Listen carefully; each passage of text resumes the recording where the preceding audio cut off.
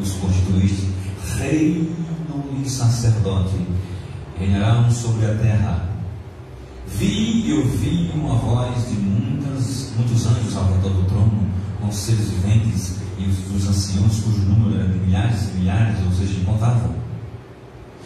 De milhares, de milhões, de milhares e milhares, proclamando com grande voz: digno é o Cordeiro que foi morto de receber o poder, a riqueza, a sabedoria, a força, a honra e a glória e o louvor.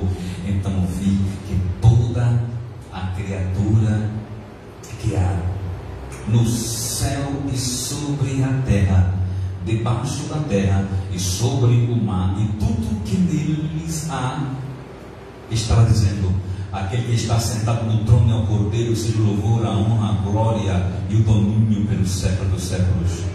E os 4 seres viventes respondiam: amém. Também os anciãos prostraram-se e adoraram. Pai, muito obrigado, Senhor, por tua palavra revelada, Senhor, ao apóstolo João. Recebe a nossa gratidão e sempre, ó Deus, pedindo a graça do Espírito Santo. Ó Pai, como dizia Charles Spurgeon, eu creio no Espírito Santo. Eu digo mais, eu acredito, eu creio, eu preciso do teu Espírito Santo, todos nós, porque a nossa suficiência vem de ti. Paulo disse que nem capacidade de pensar ele tinha, mas a suficiência dele vinha de ti, meu Deus. Eu te peço, agradecido, porque tua graça, tua misericórdia tem sempre me ajudado, me acompanhado, com a minha família e cada ovelha, ó Deus, desta casa e onde já passei. Obrigado por tua graça, Senhor, em nome de Jesus. E amém. Meus irmãos,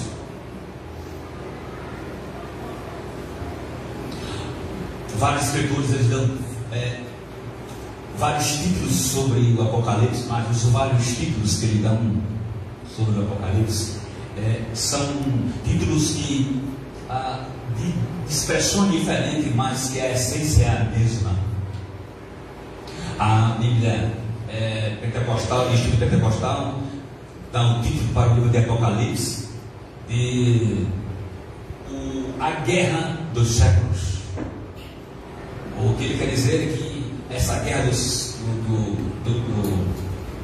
dos séculos, essa batalha entre o bem e o mal, nós temos dificuldade de compreender isso, porque nós somos homens, somos limitados, nosso raciocínio não consegue chegar ao alcance do raciocínio de Deus. Uma pergunta filosófica e também se torna teológica: de onde veio esse mal que entrou no coração daquele que era Lúcifer, o anjo de luz, e se tornou Satã, a antiga serpente? Melhor sermos humildes para dizer que nós não conseguimos explicar de onde veio. Bem, eu só não consigo, ninguém consegue explicar. É melhor se prostrar à soberania do que dar explicações, que você acaba falando bobagem, como os amigos de Jó. Lembra? Os amigos da onça. Os amigos da onça de Jó, eles tentaram raciocinar e atacar Jó, e ninguém dava para entender um homem reto que o próprio Deus declarou a sua retidão entrar num caos como aquele. Os amigos de Jó não compreenderam que as mesmas pessoas na integridade, andando com o Senhor, não perfeitas, mas temendo ao Senhor e se desviando do mal, integridade, passar por aflições. Eles não entenderam isso, porque o conceito deles era que qualquer pessoa que passasse a aflição já era fruto de pecado, da desobediência, não tinha como um justo passar por nenhuma aflição. E isso é impossível, né? O próprio Jesus fala bem na frente, porque eles não conheciam Jesus. Bem na frente, Jesus fala: todo mundo perdereis, aflições inclui todos os homens, os bons, os maus, os que temem o Senhor, os que não temem. Como disse pastor Milton, nós estamos debaixo de uma chuva e aí todo mundo diz, olha, não tem como dizer assim, eu sou fiel e não vou passar por aflição, tá? Então é melhor ir amadurecendo se pensar assim, porque quando a batata quente surgir, tudo nós já passamos aqui, batata quente, aflições, então é preciso entender isso. Então é melhor a gente se prostrar à soberania, não dá para explicar, do que nós falarmos bobagem como os irmãos, como os amigos da onça de Jó falaram. Eu digo amigo da onça, aqui não eram amigos, eles vieram atacar a Jó com muita pressão, até a sua esposa, mesmo perdida na aflição, ela disse para amaldiçoar a Deus e morrer. Então, até ela ficou perdida nessa tenebrosa aflição, não tinha estrutura suficiente para entender. E olha, irmãos, que não é fácil entender aquela permissão soberana de Deus. Então, soberania não se explica, soberania se prostra, porque se você for enfrentar a soberania, vai entrar num problema muito sério. Bem, eu já disse até uma vez que não se sabe de onde é que vem esse mal, mas eu sei que o diabo abraçou esse mal. Bem, meus irmãos,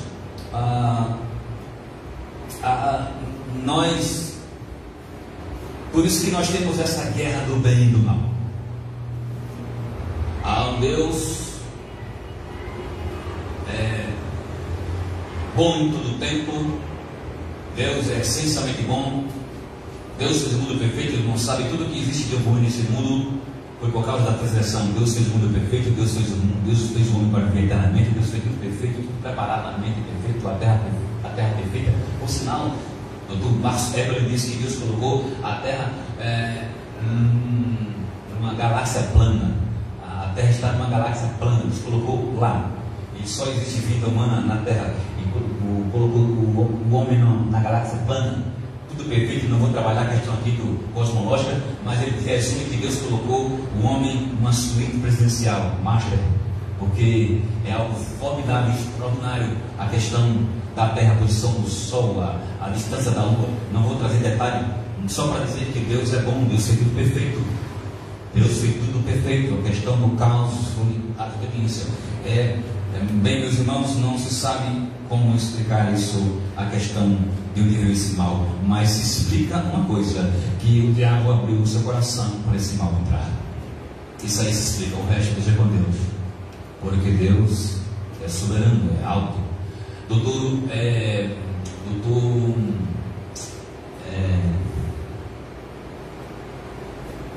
Agora eu esqueci o nome dele. Augusto Nicodemos, né? Augusto Nicodemos disse assim, trabalhando essa questão do mal. Augusto Nicodemos disse: Deus tem suas razões soberanas, inexplicáveis, para permitir o mal. Deus tem suas razões soberanas, inexplicáveis, para permitir o mal. Uma vez que Deus ele é sumo bem, há uma liberdade que Ele dá aos homens, que a gente fica sem explicação. Há uma liberdade que lhe dá até o arqui-inimigo dele para circular por aí, e ele está circulando por aí. Deus é assombrosamente bom e permite o seu arqui-inimigo estar solto por aí. Talvez não consiga explicar, mas isso ele faz. Mas, meus irmãos, o texto do Apocalipse dá esse tema da guerra entre o bem e o mal. É o último livro que trata essa questão. O primeiro livro que trata da guerra entre o bem e o mal é o livro de Gênesis. E o último livro que trata sobre o bem e o mal é o livro de Apocalipse. Ainda bem que Deus deixou para nós o Apocalipse de Aleluia. Um certo canal de teologia dá o título do Apocalipse a perspectiva celestial, concernente ao regimento da história da humanidade. dá um título mais bonito, mais rebuscado. Ele fala da perspectiva celestial concernente à terra. Meus irmãos, nesse livro, Deus está trabalhando a perspectiva de um olhar de cima, de um olhar soberano, de um olhar esperançoso, de um olhar daquele que rege a história como Ele quer reger. Ele permite o que Ele quiser permitir. Ele é o agente, é o cabeça desse universo. Melhor é se prostrar a Ele. Diga para o seu irmão, se você quiser, se prostre ao Deus soberano. Melhor se prostrar a Ele do que tentar enfrentar, ou tentar compreender, ou tentar questioná-lo. Questionar Deus é algo perigosíssimo.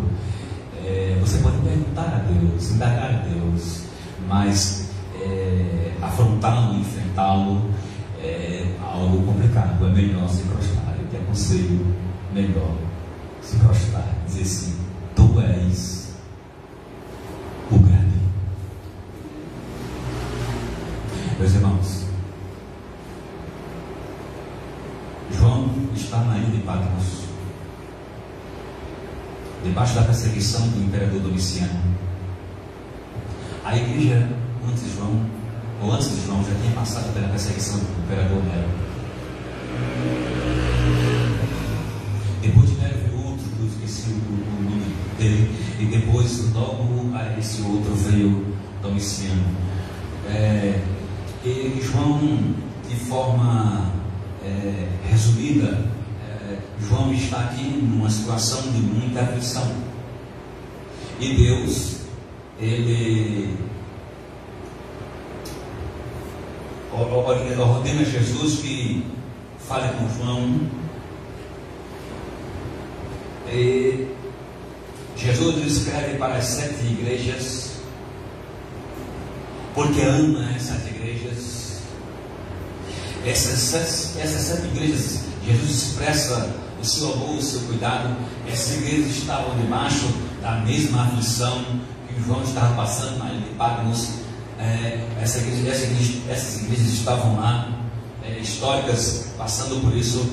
E para consolar essas igrejas, e para consolar João, e para trazer esperança a João, Deus, Ele, no capítulo 4, João escreve: depois dessas coisas, 4:1, depois dessas coisas olhei e vi, e eis que não somente uma porta aberta no céu. Então uma porta se abriu no céu, como também a primeira voz que me ouvia, e a voz disse assim: sobe para cá e te mostrarei o que deve acontecer depois destas coisas. João teve aqui, como ele fala em 1:4, ele teve um arrebatamento do Espírito. Deus pegou o seu Espírito e levou para onde Deus está entronizado. E quando Deus aqui mostra a João isso aqui, não mostra por acaso. João viu, Deus, e João comparou com jaspe, com outras pedras preciosas, e mostra que aquele que está sentado no trono. Quando Deus mostra isso a João, Deus está mostrando para consolar as igrejas, para consolar o apóstolo João. E mais do que isso, mais do que consolar a igreja, mais do que consolar o próprio apóstolo João, que está enfrentando a perseguição pelo imperador Domiciano, não somente esse conforto para ele e para João, mas Deus está passando uma mensagem para João. E assim: João, olha, quem está no comando de tudo sou eu. Apesar, João, de você estar em aflição, a igreja passar por a aflição, Deus podia até falar em silêncio. Ele podia até dizer assim: lembra de João, que meu filho disse: no mundo tereis aflições, derribou no meu veio o mundo. Deus está mostrando que Ele está, como nós falamos essa frase, né? Deus está no controle de tudo. Mas quando falamos essa frase que Deus está no controle de tudo, não é para só consolar os irmãos, não. É porque Deus está de fato no controle de tudo. O universo não está só, o universo não está vazio. Há um Deus sentado no trono. Apesar dos pesares, Deus está sentado no trono. Há muitas pessoas que começam a indagar sobre as aflições que existem no mundo e elas começam a perder a fé em Deus. Pessoas que apenas dizem assim: Deus não existe, e outras que começam a indagar os problemas, as aflições, crianças com câncer. Irmãos, é fácil de enfrentar? Não. Vamos ser sinceros, não é fácil enfrentar. Quando eu vejo um ser humano com câncer, a gente sente, nós que temos a compaixão de Jesus, nós, um pouquinho no nosso coração, a gente sente uma dor por dentro. Mas quando você vê uma criança, me arrebenta tudo por dentro, me arrasa tudo por dentro. Dizer que é fácil, é muito bom ser sincero sem pecar, né? Sincero sem pecar. Então, algo que me deixa assim, estraçado por dentro. E as pessoas começam a falar de outros problemas que estão aí, né? E começam a dizer assim: eu não creio mais em Deus. Outros dizem assim, logo prático: não creio mais na existência, eu não creio no Senhor por uma frustração. E aqueles que começam a analisar os problemas que existem na terra e falam assim, começam a fazer comparações, falam assim: está vendo, se Deus existisse, não tinha os males que temos nessa terra. E aí eles perdem a fé em Deus por raciocínio nesse sentido. Meus irmãos, mas tem que entender que Deus um dia disse assim, no livro de Jeremias, no livro da Lamentações de Jeremias: de que se queixa o homem vivente? Alguém poderia completar esse versículo? O Deus, havia essa indagação na época de Jeremias. Essa indagação que é antiga, não é de agora, não é depois do iluminismo. Deus sabia que os homens estavam indagando, se queixando dele, né? Porque Deus, isso é Deus, isso é Deus. Aí Deus dá uma palavra assim, através de Jeremias: de que se queixam dos homens? Queixem-se dos seus próprios pecados. Apesar de uma criança ser inocente, mas a criança nasce debaixo do pecado. Não tem como escapar. A criança é inocente, mas todo o caos que veio ao planeta foi por causa da transgressão. O universo está morrendo. Tomás Edison disse que o Sol, eles calculam, faz um cálculo humano, diz que o Sol com 5 bilhões de anos ele vai explodir.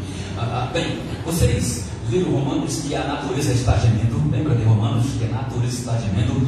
E é por isso que tem que lembrar e dizer outra vez a frase de Rubens Amorese. Rubens Amorese diz assim: o pecado tem peso cósmico. O que é isso? O pecado atingiu todo o universo. O universo está morrendo, as estrelas estão morrendo.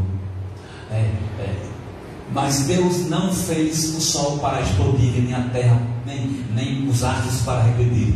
Deus fez o universo perfeito. Tem uma camada aerotelúrica, que é a camada, uma camada especial acima da camada de ozônio. Se fala muito da camada de ozônio, mas tem uma camada aerotelúrica que ela foi rasgada com o dilúvio. Quando veio o dilúvio, essa camada foi rasgada. Mesmo assim, ainda Deus é bondoso, que ainda deixou a camada de ozônio, né? O campo magnético que nos protege dos raios solares.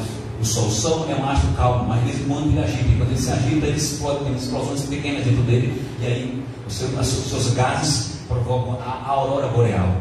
Sabe? Mesmo que a aurora boreal é fruto de explosões de gases. Mas Deus fez a Terra na galáxia plana. Se Deus colocasse a Terra em outra galáxia, não tem como ter vida. E se não fosse uma galáxia plana, então, quando viesse e não tivesse toda essa proteção, esse campo magnético da Terra, os raios, os gases iriam destruir a Terra. E Deus colocou proteção. Então, quando os raios, os gases batem no escuro dentro da Terra, aí desliga e provoca a aurora boreal. Aquele show pirotécnico, como diz Marcos, né? De cores extraordinárias. Agora, se explicar o que é a aurora boreal, porque isso inquietava tantos anos, né? 50 tantos anos sem saber explicar a aurora boreal, né? Aí você assiste a Marco Weber e consegue explicar. Ele tem essa formação com muita profundidade. Aconselho você seguir. Eu aconselho o jovem seguir. Aconselho a criança seguir. Siga, porque é um homem de Deus, um homem de fé, um estudado, que vai para as universidades com muita propriedade bíblica e muita ciência. Vale a pena seguir. Tanto Marcos Weber como também doutor Adalto Lourenço. Siga porque vale a pena, né? Eu acho que Samuel, já sei, né?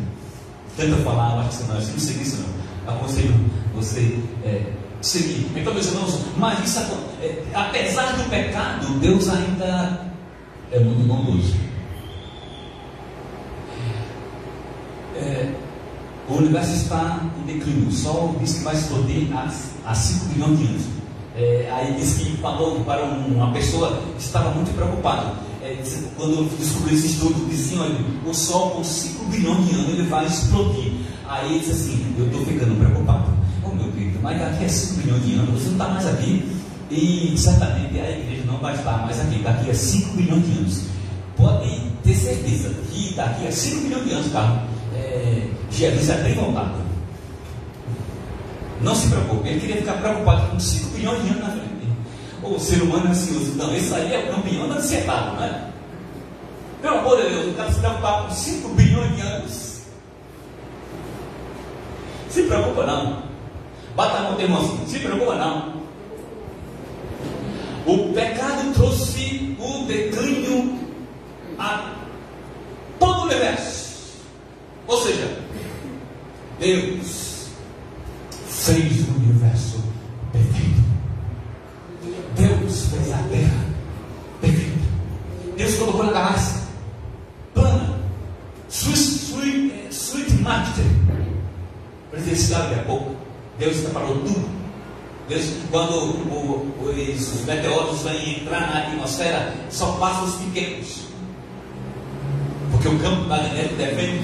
E aí os pequenos que passam, quando entra na atmosfera terrestre, eles viram pó e passa a poeira a distância extraordinariamente distante da terra.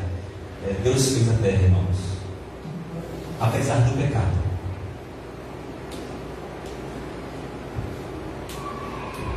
O pecado trouxe todos esses males. Então, meus irmãos, de que se queixa os homens viventes?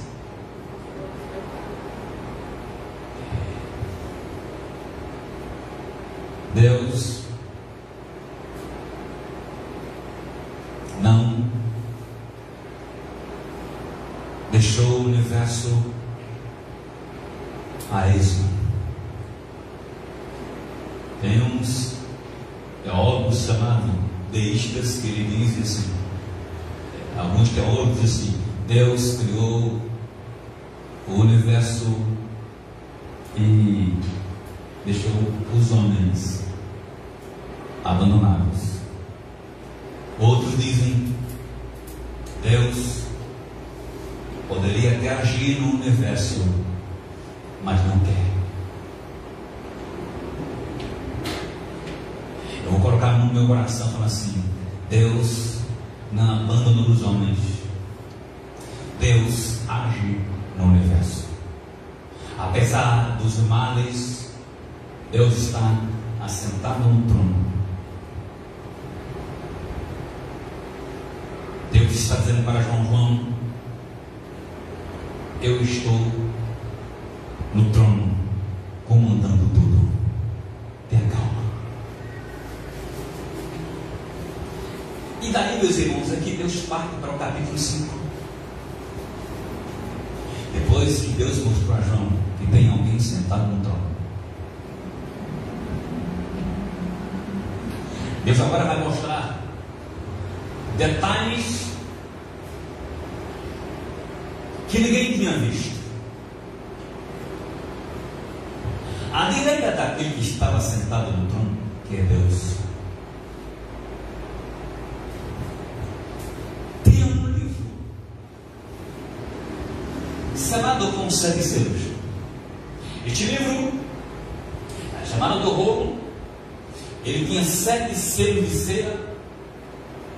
Quando fala 7 selos é porque era algo que estava ainda não revelado, era algo que estava oculto aos olhos dos homens, mas os profetas já tinham começado a ventilar sobre essa questão do livro.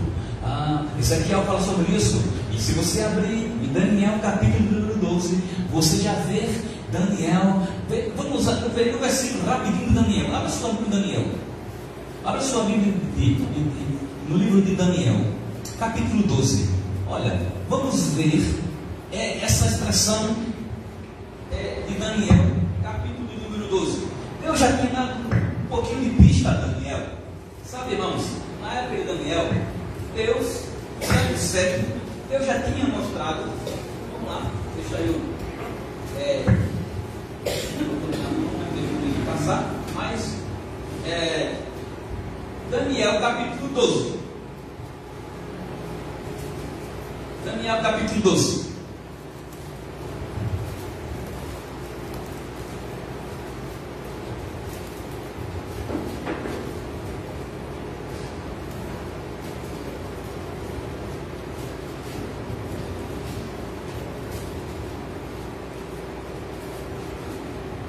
Daniel capítulo 12, versículo 1.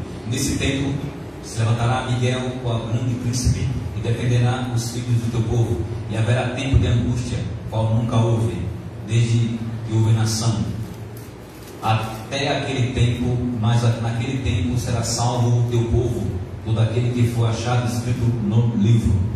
Muitos dos que dormem no pó da terra ressuscitarão, uns para a vida eterna e outros para a vergonha eterna.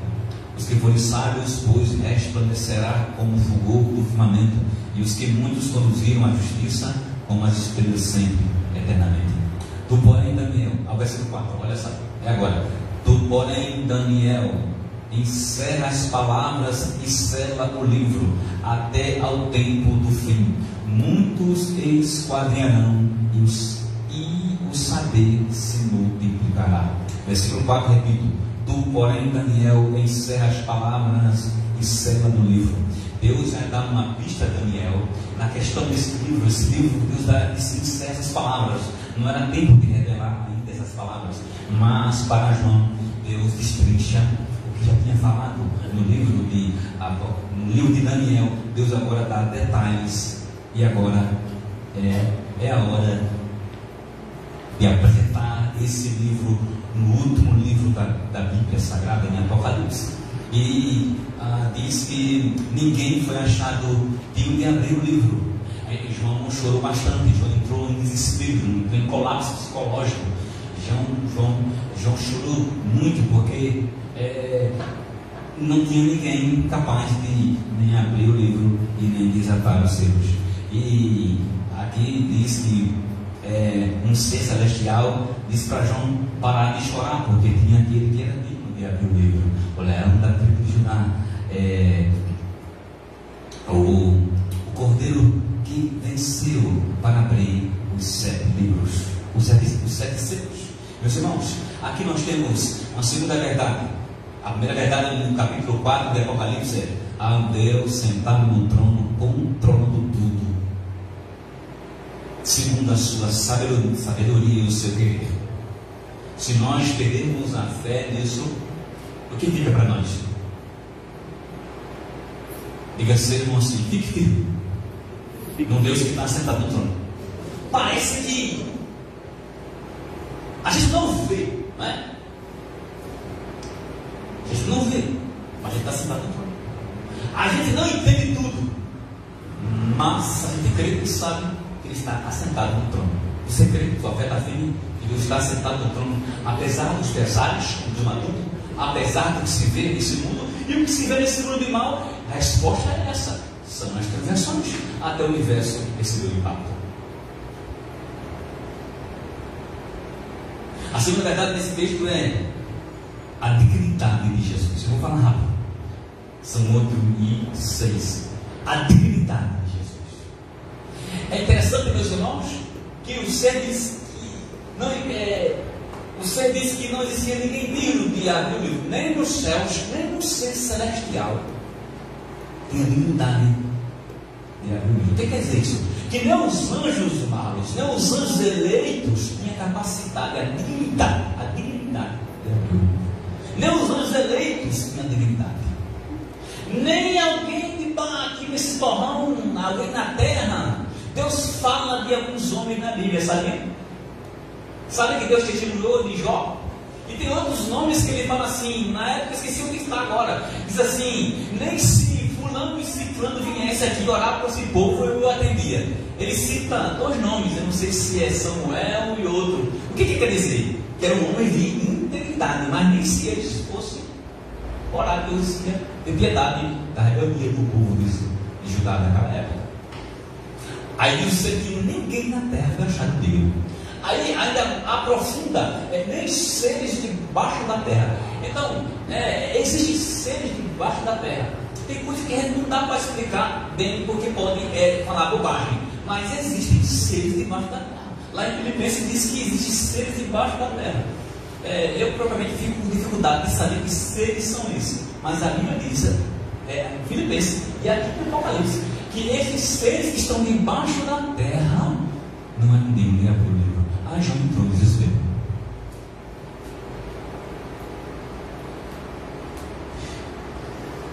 Mas o ser especial, o ser celestial, disse que para João parar de chorar, porque existia um que era digno de abrir o livro, desatar os seus selos. Irmãos, só Jesus é digno. Sabe aquela canção que fala assim: digno, digno, Jesus, Filho de Deus,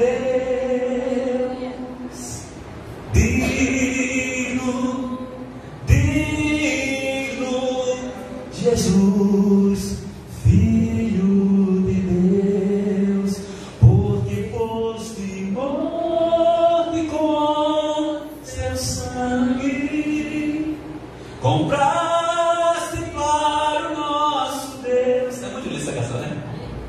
Lindo demais. Então, alguém digno. João, quando estava lá perto do Rio Jordão, cara, apareceu alguém lindo, maravilhoso, puro, impecável, imaculado, sem mancha, gerado pelo Espírito Santo de Deus, sem pecado. Ele disse: quem me acusa de pecado? Só ele pode dizer isso, irmão. Quem me acusa de pecado? Houve uma tramóia romana, uma tramóia judaica, houve mentira, houve falso testemunho para condenar Jesus. Tinha que acontecer, mas não tinha pecado. Sabe qual foi o pecado que colocaram de Jesus na cruz? Colocaram a sua acusação: Jesus de Nazareno, rei de Deus. Essa foi a acusação. Aí o judeu disse: não, tira essa aí, tira. E ele disse que é o rei de Deus. Ele está dizendo que é. Aí Pilato disse: o que está feito, está feito. O que está escrito, está escrito. Jesus de Nazareno, rei de Deus. Aí, Carlos, ele chegou lá perto do Rio Jordão. Aí quando João viu Jesus, falou assim: eis o Cordeiro de Deus que tira o pecado do mundo. João está dizendo assim: chegou digno. Eu não sou digno, olha aí. João, você é o Cristo? Não, eu não sou digno nem de desatar as sandálias dele. Eu não tenho nem essa dignidade de desatar as suas sandálias. Eu só sou amigo do noivo. E ele chegou, e a minha alegria é completa. Que ele cresça e que eu diminua. O grande é ele, o digno é ele, irmãos.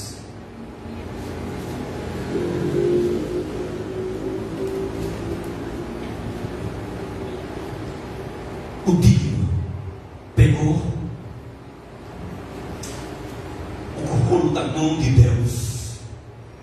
Esse rolo era as profecias de todos os profetas. Era o segredo que não tinha sido revelado lá, ainda Daniel.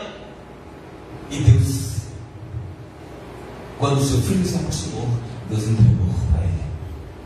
Sabe, irmãos, o que significa esse rolo de 7 selos? Significa: Jesus é o controlador, o consumador, o guia da história da humanidade. É o chefe regente do universo. Por isso que ele falou em Mateus 28:18: é-me dado todo o poder no céu e na terra. Eu tenho todo o poder no céu e na terra. Deus colocou tudo na mão dele. Ele tem o controle da história. Afinal de contas, os anais da história diz: antes de Cristo e depois de Cristo. Ele controla controla a história do universo, Ele controla a história da Terra, Ele controla a história das Via Lácteas, Ele controla a história de todos os 5 continentes, Ele controla todas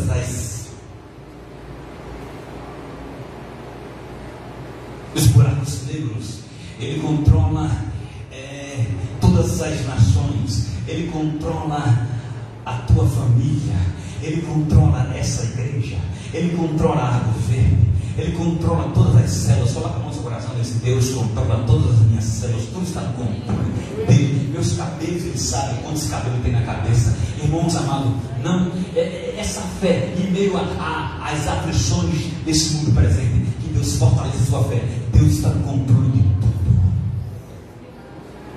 Diga assim: descansa, confia.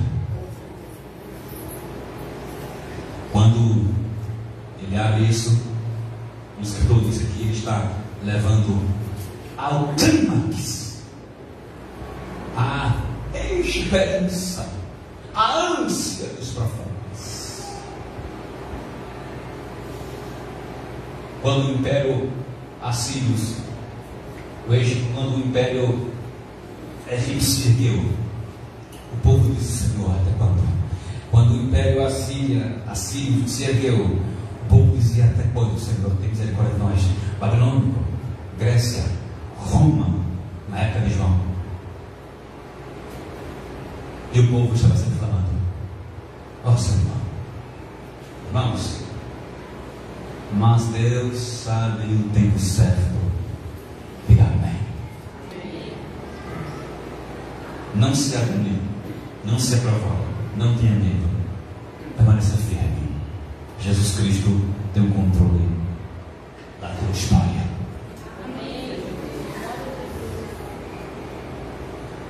Segunda verdade, meus irmãos, você vem rápido agora para dizer, só vou só apenas praticamente citar a terceira verdade, aliás, terceira verdade nessa noite, segunda verdade nesse capítulo 5.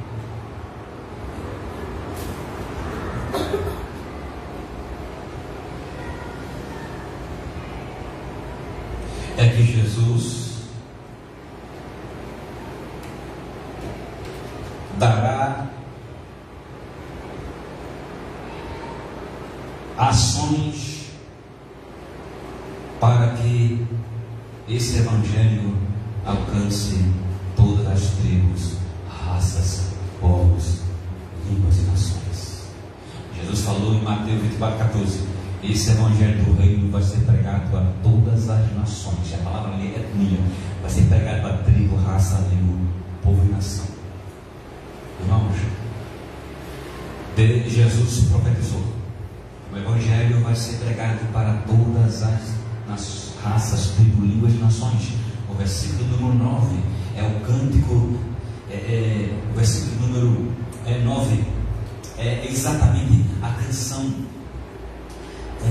da salvação das nações. O que é que diz?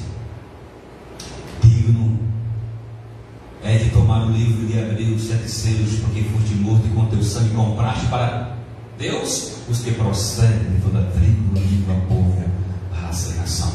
Um escritor disse que o capítulo 4 termina com o cântico de toda a criação. Samuel falou um pouco disso no culto do jovem, né? O cântico de toda a criação. Foi lindo, né? Samuel falando e eu imaginando, né? As baleias cantando, todas as árvores, as estrelas que estão em meditação, os golfinhos e todos os seres, todos os seres celestiais, os seres da terra e os seres debaixo da terra, fazendo uma grande orquestra, louvando ao Criador. No final do capítulo 4 é toda a criação louvando a Deus. Que sinfonia, né? Nem Beethoven viu um negócio desse, né? Não tem a sinfonia de Beethoven, né? É uma coisa muito pequenininha, irmãos. O universo tem uma orquestra, uma orquestra sinfônica. Essa me ajuda aí. Eu não sou muito nada da música, mas estou só cantando ao Criador. Quando Deus revela que está no trono, toda a criação adora a Deus. Então o capítulo 4 termina: toda a criação adora a Deus. O capítulo 5 termina: Deus declarando que vai fazer uma nova criação. Capítulo 4 é toda a criação louvando a Deus. Capítulo 5 é Deus fazendo uma nova criação. Tudo isso por causa de Jesus. Sabe, nós estamos no meio missionário. Nós estamos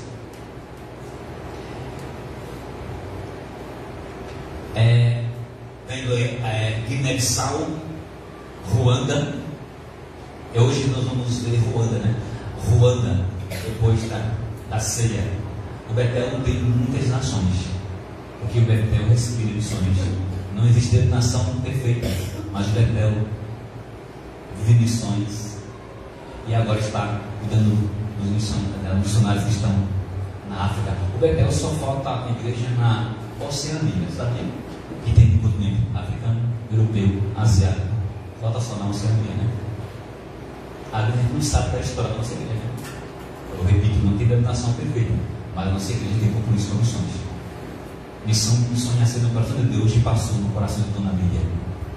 E que passa nos corações. Eu tenho visto testemunhos, irmãos, aqui falando mais de Jesus.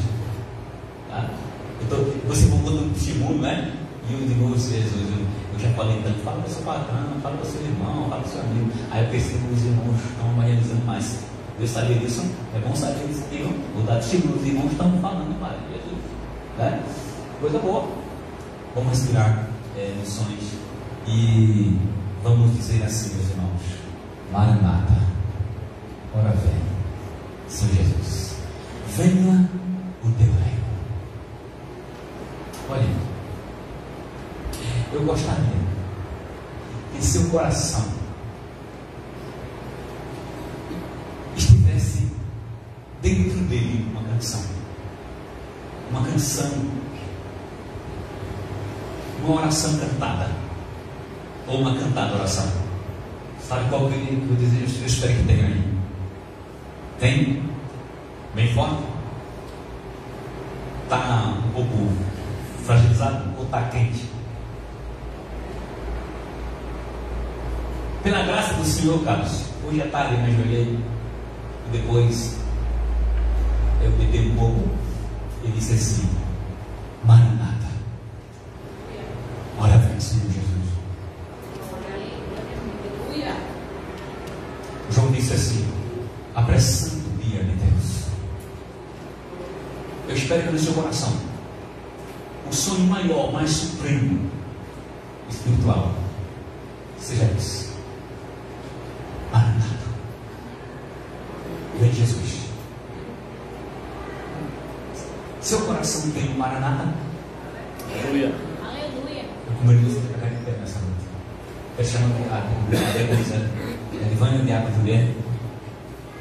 Eu queria que você desse um abraço no seu irmão, respeitosamente, e diga assim: eu espero que o seu coração tenha um Maranata. Ora vem, Senhor Jesus. Vamos avançando, irmãos. Deus está no trono. Jesus rege a história do universo, da tua casa, da tua vida. Aleluia. Como é bom saber que Deus rege a sua casa. Oh, Deus cuida de ti, mano. Cuida dos bilhões. Yolanda, Deus cuida de ti. Eu tenho orado para as irmãs que vai ter enfrentado a enfermidade. E essa semana quem está enfrentando sou eu. Mas Deus cuida de nós.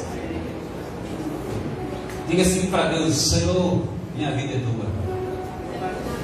As minhas células todas são controladas por mim. A minha história está em tuas mãos. A história da minha casa está em tuas mãos. A história da minha família está em tuas mãos. Quem aqui teu marido está doente? A história do teu marido está nas mãos do Senhor.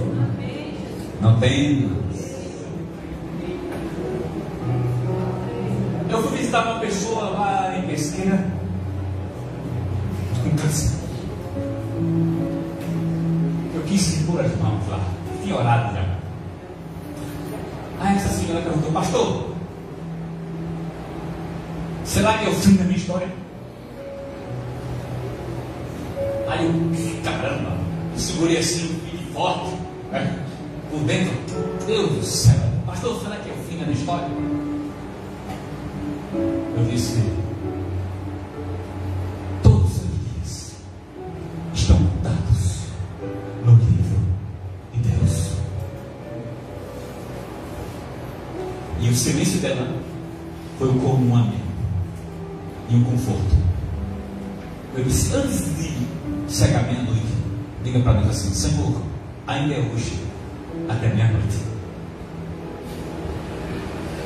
Pastor, será hoje, será o fim da minha história? Eu disse: todos os seus dias estão contados no seu livro. Não tenha medo. Sua vida é dele. Ninguém tira o seu dias.